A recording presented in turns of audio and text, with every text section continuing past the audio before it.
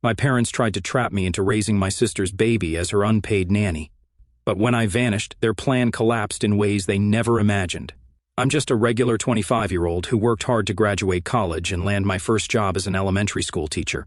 It's not a high-paying gig, but I love working with kids, so it's worth it. Still, money's tight, especially when you're starting out. That's why I've been living with my parents in the same suburban house I grew up in. It's not the most exciting setup, but it's practical. They charge me rent, a reasonable amount, as my dad likes to say, and I buy my own groceries. Plus, I chip in with chores like mowing the lawn, fixing stuff around the house, and even cleaning out the garage last summer when Dad hurt his back. It's not glamorous, but it's temporary. My plan was to stay for a couple of years, save some money, and then find a place of my own. Simple, right? Well, it was simple until my older sister Amanda re-entered the picture. Amanda is 32, and how do I put this nicely? She's never exactly been the responsible type. Growing up, she was the golden child. I don't know if it was because she was the firstborn, or if our parents just have a soft spot for her, but she could do no wrong in their eyes. She dropped out of college, not once, but twice. The first time, it was because she didn't feel inspired. The second time, she said the professors were too demanding. She's never held down a job for more than a few months. Every time something didn't go her way, she'd quit and come up with some excuse about how it wasn't her fault. Our parents always bailed her out. Late on rent? They'd pay it. Car broke down? They'd cover the repair. Got a speeding ticket? Mom would write the check while muttering about how the police target young women. Meanwhile, I was scrubbing toilets at a diner to save up for college and taking out loans to cover tuition. Amanda had been living on her own for the past couple of years, or so I thought. It turns out she'd been bouncing between different apartments, constantly, behind on rent, and leaning on our parents to keep her afloat. I didn't know any of this until she showed up one day and casually mentioned she was pregnant.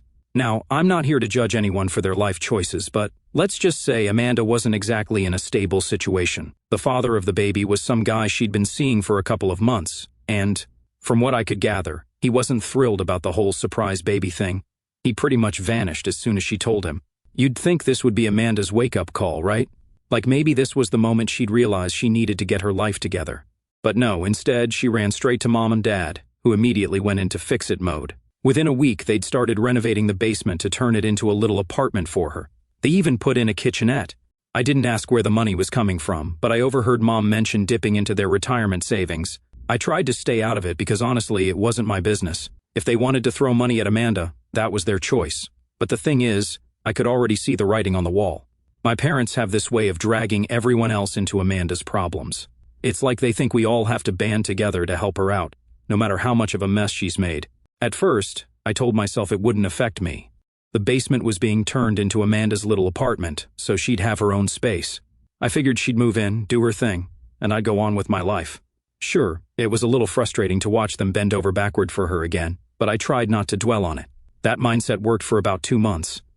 Then little things started piling up. First, Mom began making comments about how I should spend more time with Amanda since she was going through so much.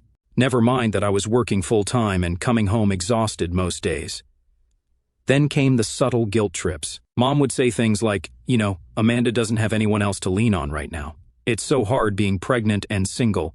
She'd say this while looking directly at me, like I was supposed to magically solve all of Amanda's problems. Dad wasn't any better. He'd find ways to work Amanda into every conversation. You should be grateful for everything you have, Abby, he'd say, while passing the salt at dinner. Not everyone's as lucky as you. Lucky? I was barely scraping by, trying to build a career and save money. Meanwhile, Amanda was getting a fully renovated apartment handed to her, along with endless emotional and financial support. But things hit another level when I overheard a conversation between Mom and Dad one night. They were in the living room, and I was in the kitchen making tea. She's going to need a lot of help once the baby comes, Mom said. Of course, Dad replied. We'll all pitch in. All? Mom asked. Well, you, me, and Abby, Dad said, like it was obvious. I nearly dropped my mug. They hadn't said anything to me about this plan, but it was clear they'd already decided I was going to be part of it. That's when I started to feel uneasy. I didn't know the specifics yet, but I could tell they were cooking up something. That was going to pull me into Amanda's chaos, whether I liked it or not. The uneasy feeling only grew when Amanda started coming over more often. She'd flop onto the couch, complaining about how hard it was to be pregnant and how unfair it was that her ex had bailed. She'd make little comments about how lucky I was to have a steady job and no kids to worry about. I bit my tongue every time because I didn't want to start an argument, but in the back of my mind I kept thinking, why does this always fall on me? By the time dinner rolled around that night, I had a sinking feeling that something was coming. I didn't know exactly what it was, but I knew it wasn't going to be good. When we all sat down for dinner, I couldn't shake the feeling that something was about to happen. You know when everyone's acting a little too casual, like they're all in on a secret except you? That's how it felt. Mom and Dad were chatting about random stuff, something about the neighbor's new fence, and Amanda was just scrolling on her phone. It felt forced, like they were waiting for the right moment to drop something on me. Dinner was spaghetti, which is always my dad's go-to we need to have a family talk meal. I don't know why. It's not like spaghetti makes bad news any easier to swallow. I tried to just focus on my plate and not read into things too much. But then, about halfway through the meal, Mom cleared her throat. "So, we've been thinking," she started, glancing at Dad. I froze. Nothing good ever came from those words. "With Amanda moving back home, she's going to need some help," Mom continued, her tone overly sweet. "Help with what, exactly?" I asked, trying to keep my voice neutral. Dad jumped in before she could answer. "With the baby, of course. Amanda's got a lot on her plate right now, and it's going to be hard for her to manage everything on her own." I glanced over at Amanda, who was still scrolling on her phone like this conversation had nothing to do with her. She didn't even look up. "Okay, but what does that have to do with me?" I asked, setting my fork down. My parents exchanged one of those looks, like they were trying to figure out how to phrase whatever they were about to say. "Well," Mom began, "you're already living here, and you're so good with kids, being a teacher and all. We thought it made sense for you to help with babysitting." "Help?" I repeated, raising an eyebrow. Dad nodded enthusiastically. "Yeah, just keep an eye on the baby while Amanda gets back on her feet. It wouldn't be full-time or anything, just when you're home." I couldn't believe what I was hearing. "You want me to babysit a newborn on top of working full-time?" "Well, you're home by 3 most days," Mom pointed out. "And you're not paying market rent," Dad added, as if that was somehow relevant. I stared at them, trying to process what they were asking. They weren't just asking for a little help. They were expecting me to take on a whole second job for free. "Wait, let me get this straight," I said, leaning back in my chair. "You want me to come home from teaching all day and then take care of Amanda's baby?" Mom sighed, like I was being difficult on purpose. "It's not like that, Abby. We're all going to pitch in." "All?" I repeated. "Yes," Dad said. "We're all family, and family helps each other." At that point, Amanda finally looked up from her phone. "Wow, Abby," she said, smirking. "I didn't realize helping your sister was such a big deal for you." I felt my hands tighten into fists under the table. I didn't want to snap, but the entitlement in her voice was unbearable. "It's not about that," I said. "I have my own life, my own job. I can't just drop everything to babysit." "You're being selfish," Mom said, her tone sharp. "Amanda's going through a really hard time right now. The least you can do is help her out." "Why is it my responsibility to fix her choices?" I shot back, my voice rising despite my efforts to stay calm. "She's 32 years old. She's not a kid anymore." Amanda gave me an "are you kidding me" look. "That's enough," Dad said, his tone firm. "We're all in this together, whether you like it or not. You're living under our roof and we expect you to contribute." "Family," I said. "I pay rent. I buy my own groceries. I help with chores." How is that not enough? The room went silent for a moment, and I could feel the tension hanging in the air. Amanda just sat there looking smug, like she'd already won. "Well," Mom finally said, "if you're not willing to help, maybe we need to rethink your living arrangement." My stomach dropped. "Are you threatening to kick me out?" "Of course not," Mom said quickly. "But if you're not willing to contribute more, maybe we need to discuss raising your rent." I couldn't believe what I was hearing. I'd been doing everything I could to be a good tenant, if you could even call it that. And now they were trying to guilt me into taking on responsibilities that weren't mine. "You're seriously going to do this?" I asked, my voice shaking. "You're going to punish me for not wanting to be Amanda's free nanny?" "It's not punishment," Dad said. "It's about being part of the family." I said, standing up from the table. "It's about you two enabling Amanda, like you always have. And now you're trying to drag me into it." "Don't talk about your sister like that," Mom snapped. "I'm done," I said, turning toward the stairs. "You want to help Amanda? Fine, but leave me out of it." I stormed upstairs and slammed the door to my room, my heart pounding in my chest. I couldn't believe what had just happened. I'd always known my parents favored Amanda, but this was on a whole new level. It felt like it was about control. They wanted to keep me under their roof so they could manipulate me into doing whatever they needed.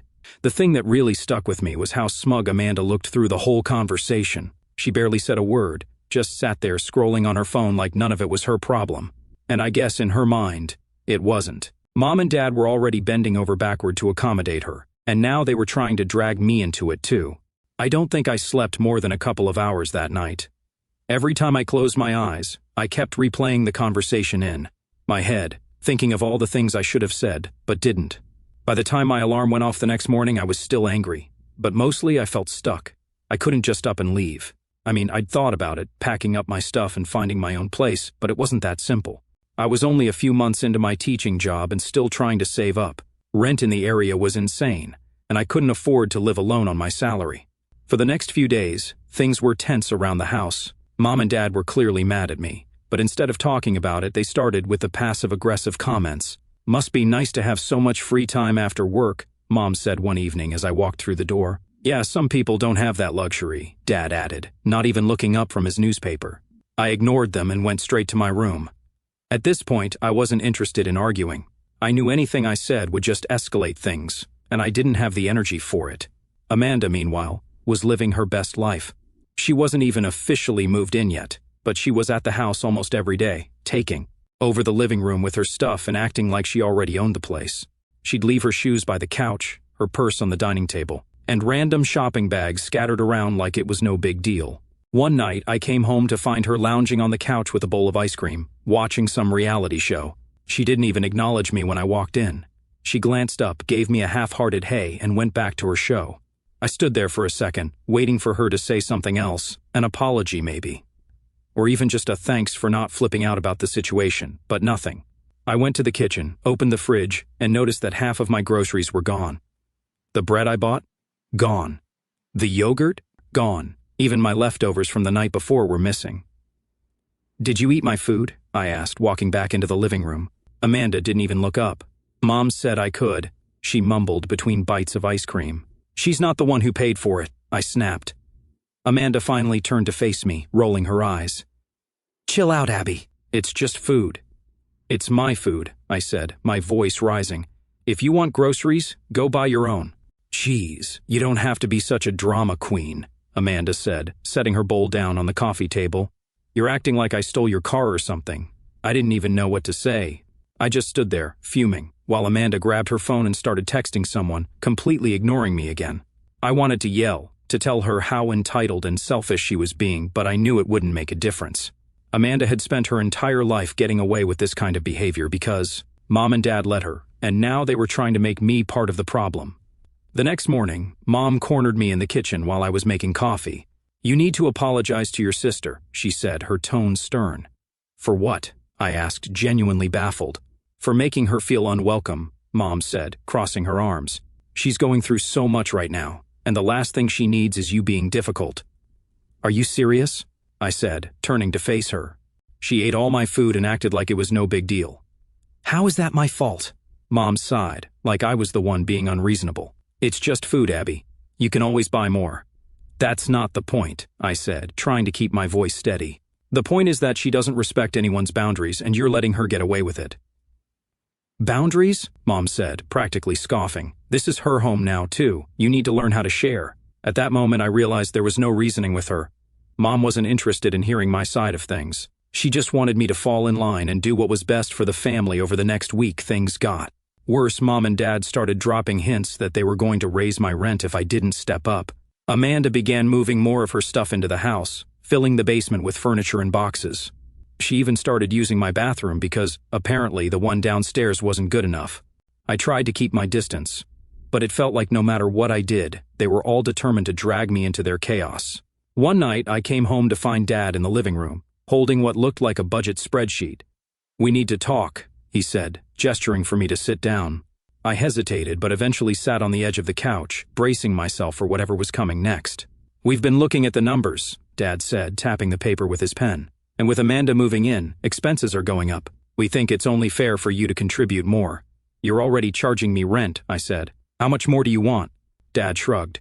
"We're still figuring that out, but if you're not willing to help with the baby, this seems like the best solution." I couldn't believe what I was hearing. They were literally trying to use my rent as leverage to force me into babysitting. This is ridiculous, I said, standing up. I'm already paying more than enough for what I get here. If you want me to leave, just say so. No one's asking you to leave, Dad said quickly. We're just asking you to do your part. My part? I repeated. You mean Amanda's part? Dad opened his mouth to respond, but I didn't give him the chance. I walked out of the room and straight up to my bedroom, slamming the door behind me. At that point, I knew I couldn't keep doing this. I couldn't keep living in a house where my boundaries didn't matter, and my parents saw me as nothing more than free labor. I didn't know how or when, but I knew one thing for sure: I had to get out. That thought stayed with me, growing louder every time Amanda waltzed through the house like she owned it, or Mom and Dad tried to guilt-trip me into helping. But deciding to leave and actually pulling it off were two very different things. I didn't have much saved yet, not enough to comfortably afford my own place. And the idea of suddenly uprooting my life felt overwhelming. Still, I knew staying wasn't an option. If I let them push me into being Amanda's backup parent now, it would never stop. They'd just keep piling more and more onto me until I was stuck. I didn't want to wake up one day, 5 years later, still living in that house, miserable and resentful. The next morning, I made myself a cup of coffee and sat down with my laptop. I opened a spreadsheet where I kept track of my budget: rent, groceries, gas, student loans. I wasn't great at saving, but I'd been putting aside a little every month. I added everything up and realized I could manage a move if I found somewhere affordable and cut back on extras for a while. The timing couldn't have been better. My coworker Ellie had mentioned a few weeks ago that she was looking for a roommate. I hadn't thought much about it at the time, but now it felt like a lifeline. I texted her, "Hey, is that roommate thing still an option?" She replied almost immediately, "Yep, still looking." "Why, you interested?" "Yeah, maybe." "Can we talk after work?" Ellie's response was short and sweet, of course. That afternoon, I stayed late at school, waiting until the halls were quiet before heading to Ellie's classroom. She was sitting at her desk, grading papers. "What's up?" she asked, looking up from her stack of essays. I hesitated for a second, unsure how much to share. Finally, I said, "I'm thinking about moving out of my parents' place. They're making things complicated." Ellie nodded, like she understood without me having to explain. "The offer is still open," she said. "It's not a big place, but it's clean, and we'd split everything down the middle. Rent's $800 a month, utilities included." That was a little higher than I'd been hoping for, but it was doable. "When would you need someone to move in?" I asked. "Yesterday," she joked, then added, "But seriously, any time. If you're in, the room's yours." I told her I'd let her know by the end of the week. But in my head, I'd already made up my mind. This was my way out. Then I had to figure out how to leave without creating even more drama. If my parents caught wind of my plan too soon, I knew they'd try to sabotage it. They'd guilt me, argue with me, maybe even go as far as raising my rent immediately to stop me from saving anything. So I kept quiet. I started packing little by little, focusing on the essentials: clothes, personal items, and anything I couldn't afford to replace. I stored everything in the trunk of my car, hiding it under a blanket in case anyone got curious. At the same time, I started documenting everything, just in case. I took pictures of my room, my furniture, my electronics, anything that could potentially become a point of contention later. I knew from experience that Amanda had a way of forgetting what belonged to whom, and I wasn't about to lose my stuff in the chaos of leaving. One night, while everyone was asleep, I printed out a letter formally giving my 30-day notice. I'd done some research online and found out that even though I wasn't technically a tenant in the legal sense, it was still smart to have everything in writing. The last thing I wanted was for them to accuse me of bailing without warning. I didn't sleep much that night, constantly checking the clock and listening for any noises that might mean someone was awake. Finally, at 6 a.m, I slid the envelope under the door to my parents' bedroom. The reaction was immediate. By the time I got home from work that day, Mom and Dad were waiting for me in the living room. "What's this?" Dad asked, holding up the letter like it was some kind of personal attack. "It's my notice," I said, keeping my voice steady. "You're really doing this?" Mom asked, her voice already shaky. "Yes," I said firmly. "I found a place, and I'll be moving out by the end of the month." "You can't just leave," Mom said. "What about Amanda? What about the baby?" I took a deep breath, trying to stay calm. "Amanda and the baby aren't my responsibility. I've done everything I can to help around here, but I can't keep living like this." "What's wrong with you?" Dad said, his voice rising. "You weren't stubborn like this before. We've given you so much, letting you live here, helping you get on your feet, and this is how you repay us?" I clenched my fists, biting back the urge to yell. I pay rent, I said through gritted teeth. I buy my own food. I've been responsible for myself since the day I graduated. I'm not a kid anymore, and I'm not your backup plan for Amanda. Mom started crying, which didn't surprise me. She always cried when things didn't go her way. How can you do this to us? She sobbed. To your sister? I didn't say anything. I knew there was no point. They weren't going to listen, and I wasn't going to change my mind. The days that followed were some of the most awkward of my life. Mom and Dad barely spoke to me except to throw in the occasional guilt trip. Amanda acted like nothing had changed, continuing to take over the house as if it was already hers. One night, I came home to find that she'd moved more of her stuff into the basement, stacking boxes on top of the couch and cramming clothes into the closet. "Hope you don't mind," she said when I walked in. I didn't respond. I just went upstairs and closed the door to my room, ignoring the knot of anger growing in my chest. In the final days before my move, I doubled down on my preparations. I packed the last of my essentials, checked and rechecked my budget, and made plans with Ellie to pick up the keys. Everything was falling into place, but I still felt a gnawing sense of unease. The hardest part came the morning I officially moved out. I'd arranged for Ellie to swing by with her car and we were going to load up the last of my stuff before heading to her apartment. I thought I'd timed it perfectly, early enough that Amanda would still be sleeping, and Mom and Dad would be too distracted with their morning routines to bother me. Of course, nothing ever goes that smoothly in my family. I was halfway through hauling boxes out to my car when I heard the familiar sound of my dad's slippers shuffling down the hallway. He appeared at the top of the stairs. "What are you doing?" he demanded. I didn't stop moving. "I told you I'm leaving today," I said, grabbing another box and heading for the door. "You can't just sneak out like this," he snapped, following me outside. "We're a family, Abby. Are you abandoning your own family?" I set the box down in the trunk of my car and turned to face him. "I'm not abandoning anyone," I said, trying to keep my voice calm. "I'm choosing to live my own life." "There's a difference." Dad looked like he wanted to argue, but before he could say anything, Mom appeared. In the doorway, her arms crossed and tears already streaming down her face. "You're really doing this?" she asked, her voice shaking. "Yes," I said, standing my ground. "What about Amanda?" she sobbed. "What about the baby?" I sighed, feeling the weight of the conversation pressing down on me. "Mom, I've told you before, Amanda and the baby aren't my problem. I can't keep sacrificing my own life to fix her mistakes." That set her off. "How dare you talk about your sister like that?" she cried, her voice rising. "She's doing the best she can." "Is she?" I shot back. "Because from where I'm standing, it looks like she's just waiting for everyone else to do the work for her." At that moment, Amanda emerged from the basement, looking disheveled but wide awake. She took one look at the scene unfolding in the driveway and smirked. "Don't worry, Mom," she said, her voice dripping with sarcasm. "If Abby wants to be selfish, let her. We don't need her anyway."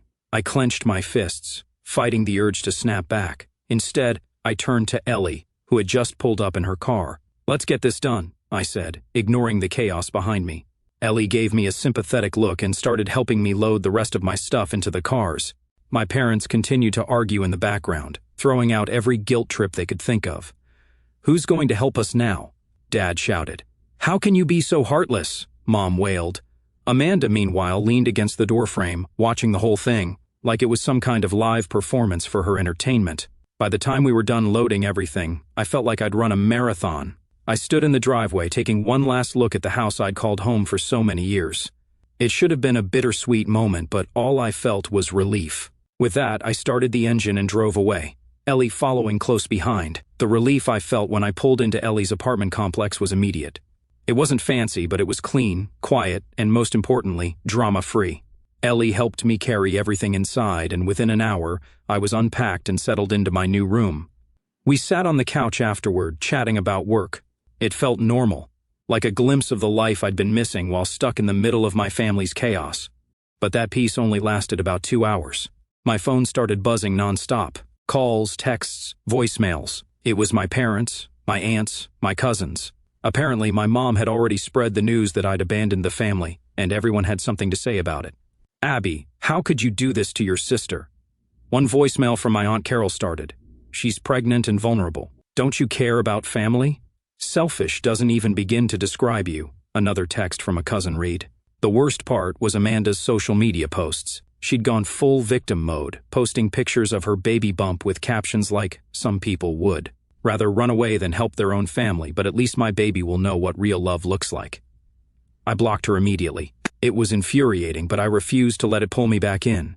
I reminded myself that this was exactly why I'd left, to escape the manipulation and drama that always came with being part of my family. The next week at work, things got even weirder. My mom showed up at the school during my lunch break, crying and begging to talk to me. She was in full meltdown mode, talking about how I'd destroyed the family and how Amanda was falling apart without me there. My principal had to step in and ask her to leave, which was mortifying. I spent the rest of the day avoiding eye contact with everyone, knowing they were probably wondering what kind of family drama I was caught up in.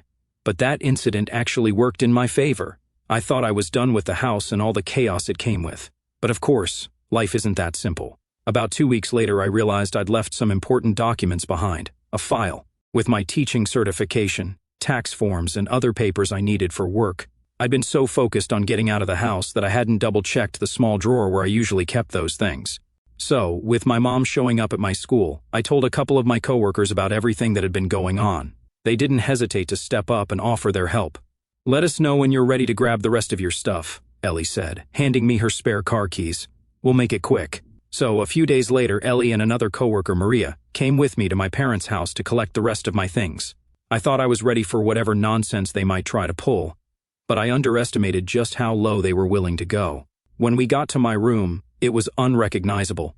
Amanda had moved more of her stuff in, mixing it with mine like some kind of territorial takeover. Clothes that weren't mine were shoved into my dresser.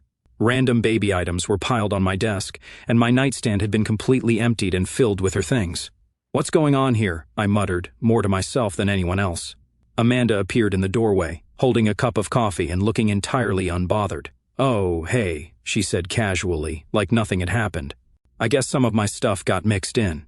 It's hard to tell what's yours and what's mine at this point." I stared at her, trying to process the audacity of her words. "You mean the stuff that was in my room where I've been living for years?" She shrugged, taking a sip of her coffee. "Well, you already left, so what does it matter?" It was clear she'd done this on purpose, hoping to make things more difficult for me. But what she didn't know was that I'd anticipated this exact scenario.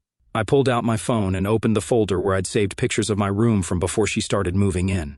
"I already have photos of everything," I said, holding the screen up so she could see, and I made a list of all my stuff, down to the serial numbers on my electronics. Amanda's face twisted in frustration, but before she could respond, Mom and Dad showed up. "What's going on?" Dad demanded. "What are you doing in here?" he asked in fury.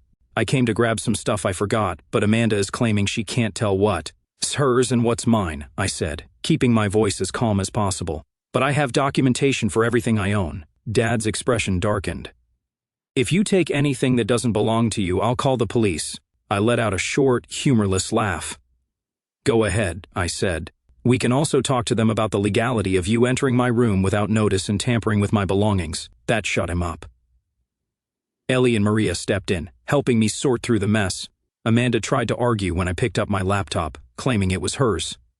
But all I had to do was pull up the purchase receipt and a photo of the serial number. The more she realized her plan wasn't going to work, the angrier she got. "This is so unfair," she shouted, throwing her hands in the air. "You're stealing from a pregnant woman." I turned to her, finally fed up. "The only person trying to steal anything here is you," I said firmly. "Just like you've been trying to steal my time and my freedom by expecting me to be your unpaid nanny. Not anymore." And with that, I got into Ellie's car and didn't look back. Now, all that was 6 months ago. Amanda had the baby, and as I predicted, things are falling apart. My parents are now stuck providing the childcare they tried to dump on me, all while working their full-time jobs. They're exhausted and overwhelmed, according to the few family members who still speak to me. Amanda hasn't even tried to find a job. She claims she's too stressed to work, which is probably true considering she spends most of her time scrolling on her phone and ignoring her responsibilities. She's still living in my parents' house, now with a crying infant and an unfinished basement renovation that's draining their retirement savings. I've heard they've made several attempts to contact me since I left. First, there were angry texts about how ungrateful I was. When that didn't work, they switched to guilt trips about how much the baby needed me. The latest strategy has been sending photos of my niece with captions like, "Don't you want to meet your only niece?" and she needs her aunt in her life. I've blocked them all on social media and set up email filters to avoid their messages. A few family members who understand my position have kept me in the loop, but I've made it clear I'm not interested in rebuilding relationships until my parents and Amanda acknowledge their behavior and make real changes. Ironically, if they had just respected my boundaries and asked for occasional, babysitting help like normal people, I probably would have agreed. I love kids, and I wouldn't have minded helping out sometimes, but their attempt to trap me into full-time childcare while disregarding my space and autonomy destroyed any chance of that happening. And yeah, that's my story. What I realized from all this mess is that sometimes the healthiest thing you can do for your family is to stop enabling their destructive behaviors.